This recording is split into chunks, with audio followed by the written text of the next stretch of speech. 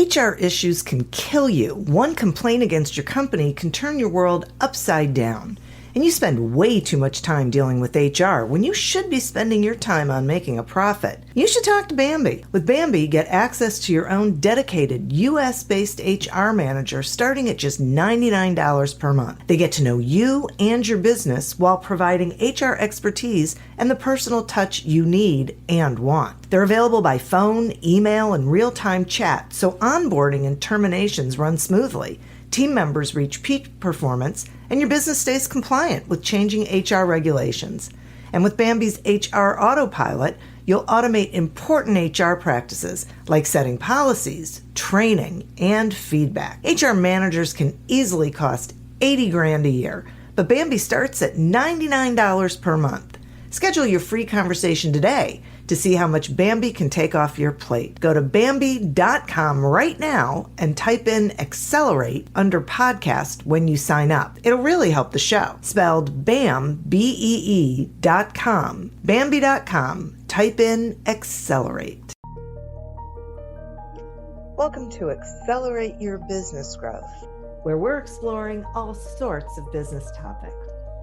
Experts from around the world join me, your host, Diane Helbig, for a conversation where they share their expertise with all of you. Take what you need when you need it. Featured on Inc.com, Forbes, and MSNBC's Your Business, this podcast is recognized as one of the best podcasts for small business, sales, leadership, social media, and more. When it comes to business, Accelerate Your Business Growth has got it covered. And now on with the show. My guest today is Brandon Leibowitz.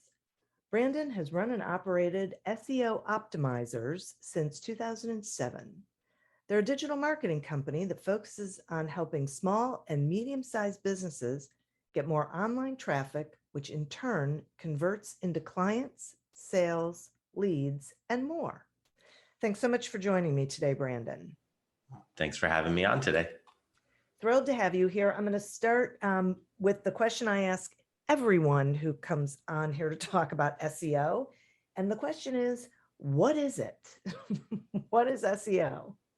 SEO is search engine optimization, which means optimizing websites for the search engines. So when you search on Google, there's going to be ads at the top of Google, but right below the ads are the organic, the free listings.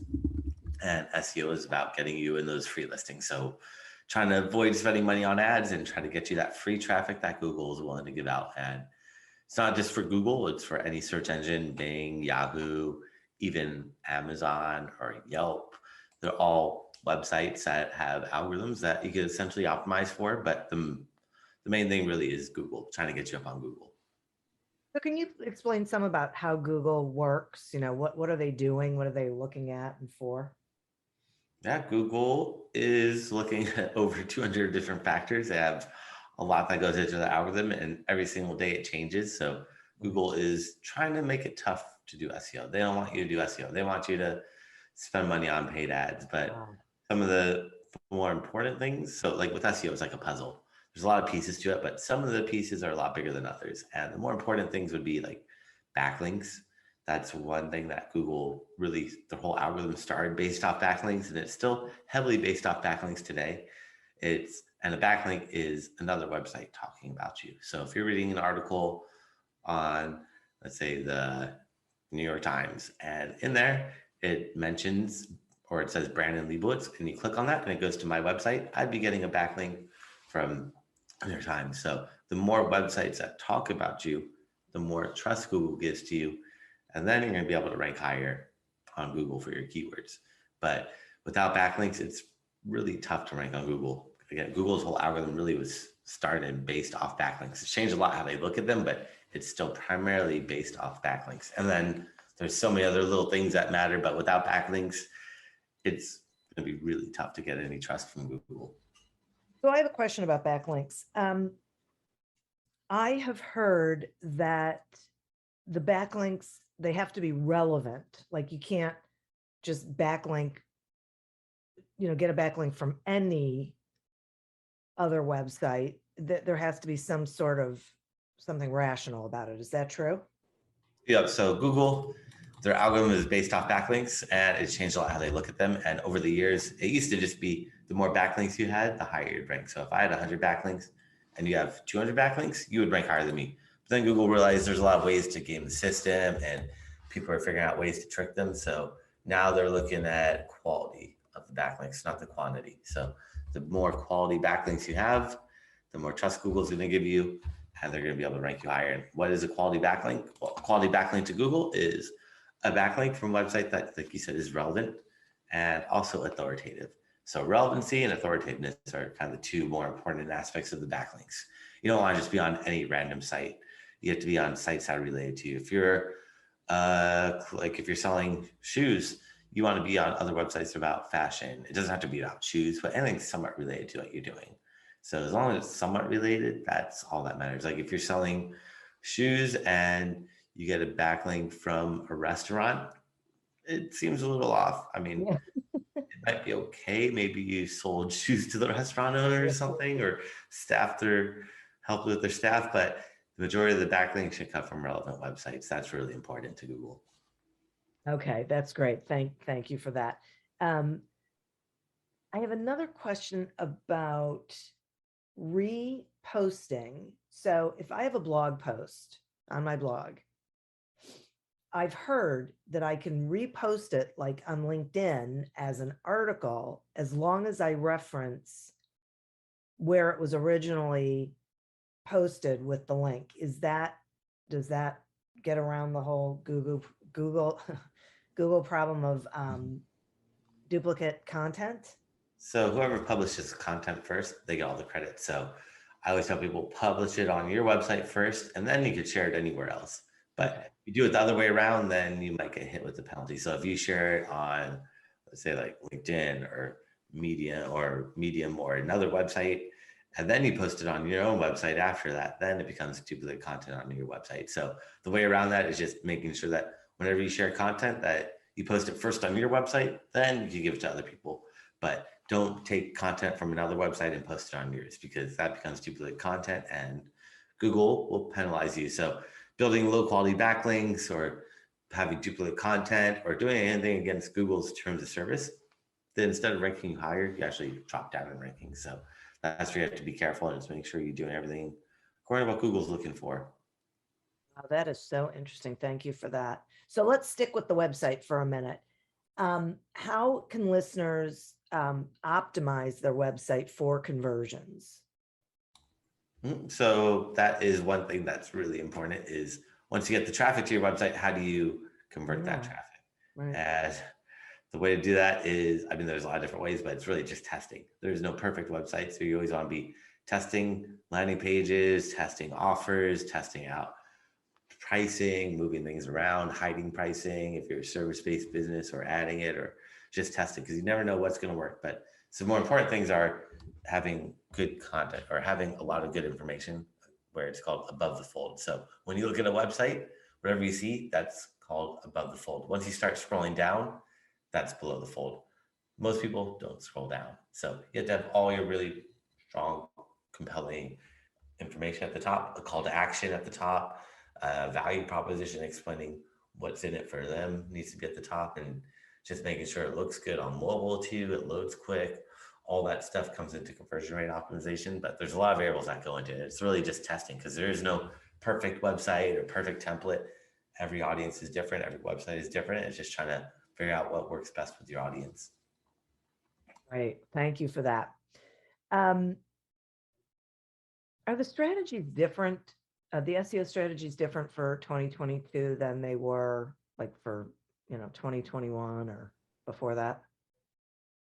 They're always changing, but the core principles kind of remain the same for the most part. Okay. Building good quality backlinks, having good content on your website. I mean, some stuff like making sure your website loads quick on mobile or looks good on mobile, things like that also help out. But for the most part, what Google's doing is just trying to clean up spam. They're just trying to figure out ways that people have gamed the system and found loopholes to rank quicker, and trying to patch those holes. So that's it still really comes down to the backlinks, having good content on your website, making sure you fill out all the technical aspects, with like the keywords on your website, like the title tag or meta description or image file names, alt tags, schema, sitemap, all this technical stuff. That's also really important, but most important really are backlinks. That's really what gets that trust up from Google. So I feel like one of the things I'm hearing is that what's valuable is making sure you have good content and making sure that you are getting those backlinks from, sites with authority, reputable and relevant sites, and don't worry about, like playing the game, so to speak. Yep. Yep. Look for the quality. Don't just go Yeah. for any website. It's not the same as it used to be anymore. So now it's really quality over quantity. Getting a few good quality websites is going to be much better than getting a bunch of low quality, mediocre sites. Yeah. Yeah. And what about researching keywords? How would you suggest people go about that? There's a ton of different strategies for keyword research, but I always tell people like you have to use tools to check how many people search for your keyword every single month. So there's a bunch of different tools out there, free and paid tools that will show you how many people actually search for your keyword every single month. I like using the free one because it's from Google. It's called the Google Keyword Planner. So that one will show you how many people search for your keyword every single month. And that's going to tell you, is this a good keyword, or maybe you should use a singular or a plural or a synonym or some other variation. But the tool, essentially, you just put one or two keywords in the Google Keyword Planner, and it's going to give you hundreds of variations of your keyword. And I'll show you how many people search that keyword every single month. And that's a good starting point. It's called the Google Keyword Planner. There's paid tools. Those are all pulling data from the Google Keyword Planner and just making it look prettier and easier to digest. But it's essentially really all coming from the Google Keyword Planner, all that information. So that's a great tool. Also, you could just kind of search on Google and see who's on that first page of Google. And if they're on the first page of Google, they've definitely done some keyword research, and you can look at their keywords by just looking at the blue clickable link. The blue clickable link is called the SEO title tag, and that's where people mainly put their keywords. So you can just quickly glance over there, then throw them into these different tools like the Google Keyword Planner to just double check and make sure people actually search for that keyword. Huh. That's interesting. This episode is brought to you by Shopify. That's the sound of switching your business to Shopify, the global commerce platform that supercharges your selling. Harness the best converting checkout and same intuitive features, trusted apps, and powerful analytics used by the world's leading brands. Stop leaving sales on the table. Discover why millions trust Shopify to build, grow, and run their business. Sign up today for your $1 per month trial period at shopify.com/tech23. The Jim Stroud Podcast explores the discoveries and trends forming the future of our lives. Brain-to-brain communication, robot bosses, microchip implants for workers, and artificial intelligence replacing human workers are all happening now. If you want to know what's happening next, subscribe now to the Jim Stroud Podcast. Okay. While we're on there, will you talk some about the Google Search Console? That is a tool that's used for tracking. So there's Google Analytics, which is a free tool from Google that shows you how many people search for your keyword every single month. And then, it shows you how many people come to your website, where they come from. It shows you everything you want to know about your website traffic. So the Google Analytics, it's a free tool. It's going to show you just a wealth of information. The Google Search Console is all about looking at aspects of your website related to SEO. So looking at how your performance is, what keywords you're ranking for, if there's any errors or if you've been penalized, you'll find all that in the Google Search Console, which is another free tool from Google. So both of them, I really highly recommend everyone sign up for them sooner than later. Start looking at all that data because it's a wealth of information there. It's kind of like data overload. There's just so much information there, but the more information you have, the more data you have, the better off you're going to be informed, and the more you're going to be able to make statistically informed decisions about the business instead of just guessing what's working or it's not working. All it is there for you to see. So use and take advantage of those free tools. They're going to really help out a lot. Right, right. Let's talk a little bit about social media sites. How does we have small business owners listening. How do they, or what sites would you suggest that they make sure they have profiles and exposure and content? That one just depends on who they're targeting and who Okay. their audience is, because you just have to be in front of your audience. You don't need to be on every platform. You just need to be where your audience is at. So try to take a step back. And if you're looking for your product or service, where would you go? Would you be going on Facebook or Instagram or Twitter, YouTube, or maybe none of those? Maybe you're not going to go on any of them. So it's just trying to figure out who your audience is and how to be in front of them at the right time, at the right moment. And sometimes it's not social media. Like for myself, or like a doctor, let's say like a dentist or a lawyer, probably not going to go on Instagram or Twitter or Facebook looking for them. You might, but the majority of people are probably going to go on Google, find them on Google, then check them out on social media and make sure they're credible, trustworthy, they're a real business, they're legitimate. All that stuff is really like that social proof. But in terms of getting new clients, it doesn't always work, but sometimes it does. And it's just about knowing who your audience is and where they are. So just trying to figure out, do I need to be on social, or maybe I should focus on something else? But social is definitely a good way to build trust up for people. That's one really good aspect of it, is putting a face behind the company. Yeah, I really love that though, because so many people are told they need to be everywhere, which is overwhelming.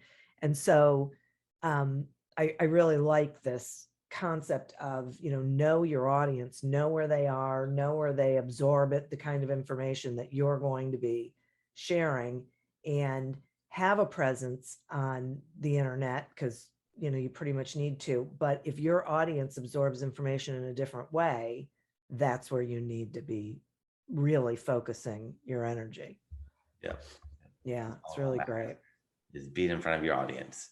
Gotta be, and if maybe they're not on Google, maybe they're not searching. Like if you're a musician or an artist, people might not really be searching for like especially for musicians, they're not gonna be really searching for music on Google. So SEO doesn't always work. It's just about knowing who your audience is. When if you're a musician, you need to be on social media, SoundCloud, Spotify, all these different sites where they share music. Yeah, right. Who your audience is and where they are, or restaurants, got to be on Yelp or Open Table, stuff like that. But also Google is important, but there's some other sites that are really, really popular for finding food in restaurants. So if people are listening and they're thinking, okay, well, you know what, I really need to hire, I need to outsource this. I need to hire a company to do this for me. Are there things that you would suggest they look for in a company to make sure they're getting one that is reputable, that understands the stuff, that you're explaining? Because this is one of these places where I think, because the listeners, or most small business owners don't understand this, they hear all sorts of things and they don't really know how to work their way through it to figure out where they should really be investing their money. So do you have like those questions people should be asking, or things they should be looking for? Probably, I would say just making sure they have a good reputation, or looking at their actual results, what they've done for other people. So looking at case studies and things like that. But in terms of questions, I would say ask them what type of what the strategy is in terms of their SEO. And it should have something to do with backlinks. And the backlinks, you have to be careful with them, because if you build the wrong type of backlinks, instead of ranking higher, you actually drop down in ranking. So you got to make sure that they're building good quality backlinks. And a quality backlink, like we said earlier, is a relevant website. So that's one thing that's so very important, is making sure that they get you on good quality sites and not just any website. Because in the past, it was just the numbers game. The more backlinks, the better off you're going to be. Now it's not a numbers game. It's number of quality sites linking out to you. And that's so very important, because without that aspect of it, or if they do it incorrectly, it's going to put you at harm and drop you down, which we don't want to happen. Exactly. Yeah. Thank you for that. That's really helpful. And so if they're listening to this and they're hearing you, which I have to say, I'm so grateful that you spent this time with me, because you add so much clarity to it. Like you talk about it in a way that I think we can all understand, which takes away a lot of that mystery and frustration around it. So, thanks for making it human, I guess I will say. It's really valuable. Definitely. I've been teaching classes for like 13 years or so. And at the beginning, my classes are very confusing and technical. And I realized I got to simplify it all, and learned over the years how to kind of make it more digestible, because SEO does get technical and there's so many aspects to it. But I realized like the more important things really are like easy, not easy, but less technical, like adding more content to your website is something that everyone could add. So going in and adding more text to every single page on your website will help out a lot. That's something that you don't need to know coding. You don't need to go in and make a change to a title tag or a meta description or a header tag or schema, all this technical stuff. You just go on each page, and the more content you add to each page, the better Google is going to be able to read that page, because they can't really read images or videos yet. They're trying to, but they struggle with that. So they really rely on text. The more text you have, the easier it will be for them to read and understand what that page is about and rank you for the keywords that you want to target. That's great. Thank you. I appreciate that. I've been taking notes through this. That's how I know this has really been a good one. So will you tell the listeners like how they can find you, after they listen to this and they go, okay, well, this guy gets it, how can they reach out to you? Yes. So everyone that's listening or watching, they could, I create a special gift for them if they go to my website, SEOoptimizers.com. That's SEOoptimizers.com/gift. They can find that gift along with my contact information and everything else there. Terrific. Thank you so much for doing that for the listeners. I appreciate that, as I know the listeners do. And listeners, thank you. You are who we're doing this for. Thank you for tuning in to this episode of Accelerate Your Business Growth, a production of Evergreen Podcasts. Discover more episodes of this podcast and explore others at evergreenpodcast.com. As always, continue to prosper and be curious. And if you're looking to get your sales strategy headed in the right direction, pick up a copy of Succeed Without Selling on Amazon or wherever books are sold. Until we meet again on another episode of Accelerate Your Business Growth, goodbye and good day. The world's best-known investor and Wall Street expert Warren Buffett once said, "Wall Street is the only place that people ride to in a Rolls-Royce to get advice from those who take the subway." Mr. Buffett's quote is remarkably accurate, but how many people would rather receive advice from him than someone simply guessing? Welcome to Buy, Hold, Sell, your single source for Wall Street knowledge and profitable guidance. Please join me, Todd Schoenberger, and fellow trader Tobin Smith, as well as host Veronica Dudo, for a podcast known to move the needle for investors. Tobin and I are seasoned Wall Street executives with deep investment experience, and we are prepared to share our advice to those who choose to listen. Download Buy, Hold, Sell today on the Evergreen Podcast Network or your favorite podcast channel.